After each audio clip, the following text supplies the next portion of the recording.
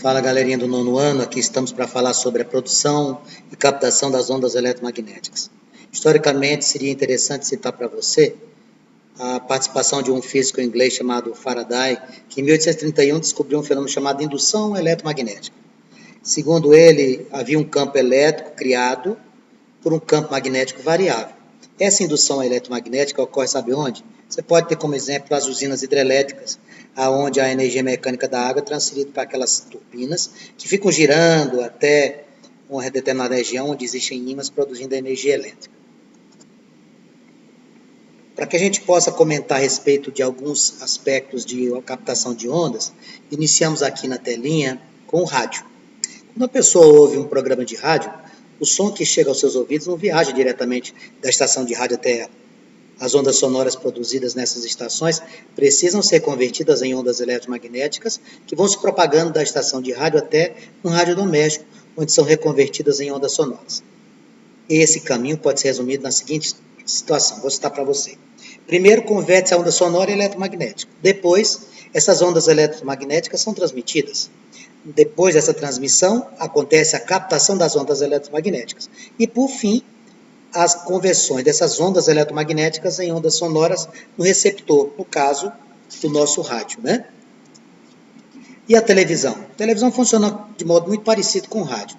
Porém, nelas, não apenas as ondas sonoras são convertidas, porque a gente tem imagem. As ondas sonoras são convertidas em ondas eletromagnéticas. Na televisão você tem som e luz codificados em ondas de rádio.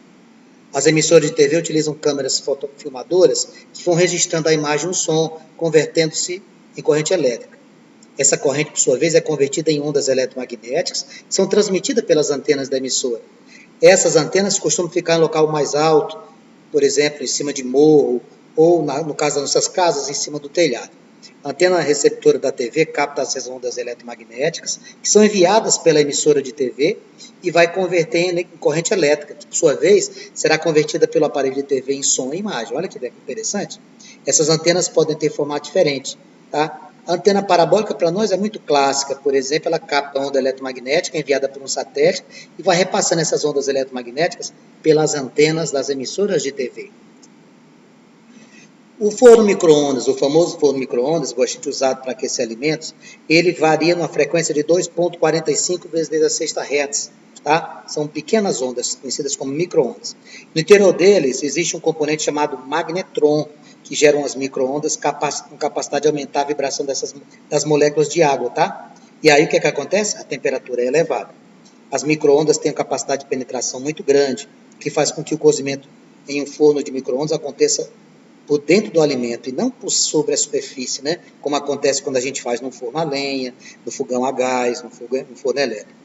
Para evitar o vazamento do micro-ondas para o ambiente, é bom que o forno apresente na porta uma grade de metal ou de vidro e os espaços entre as malhas sejam bem pequenos, de modo que os comprimentos da micro-ondas não passem por eles, né? As micro-ondas não conseguem atravessar essa grade para fora do aparelho, porque elas refletem de volta e ficam dentro do aparelho. Não como esta jovem que fez aí na tela, né?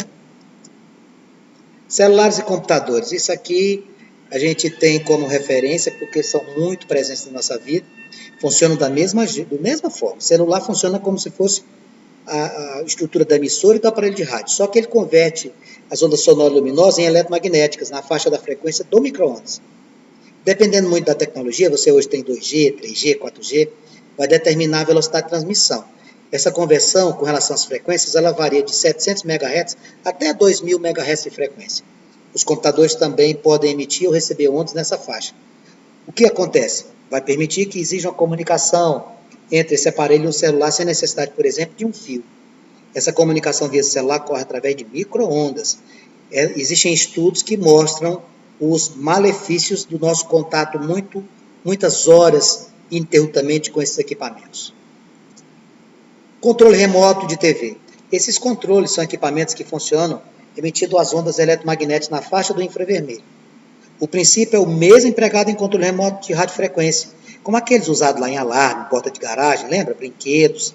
As ondas infravermelhas emitidas por esses controles, elas são captadas pelo receptor que converte essa onda em energia elétrica. Dependendo da frequência da onda, uma determinada função é ativada. Por exemplo, a onda que foi captada para desligar, a onda para ligar, a onda para mudar de canal, a onda para mudar de volume, etc.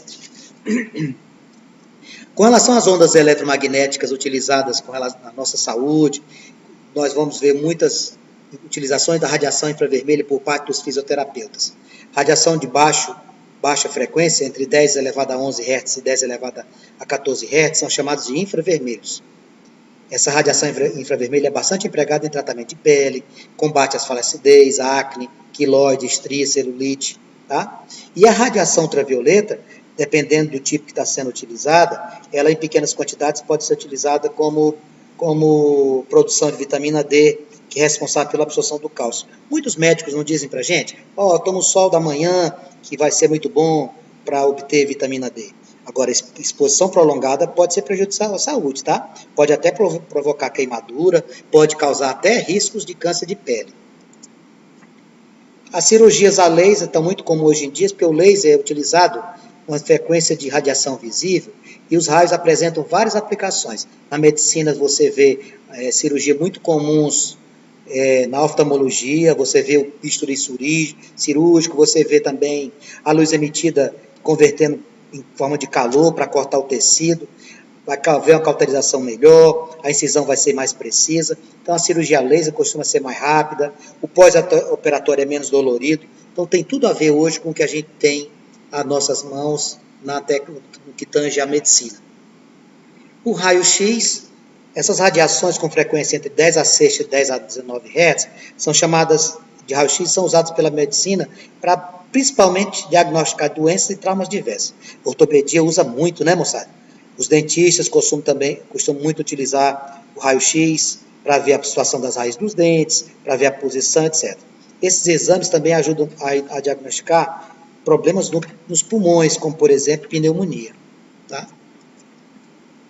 Radioterapia e a utilização de raios gamas, apesar dos riscos, tem uma série de aplicações na área de saúde. Uma delas, o tratamento do câncer, radioterapia, tratamento no qual a radiação é utilizada para destruir tumores.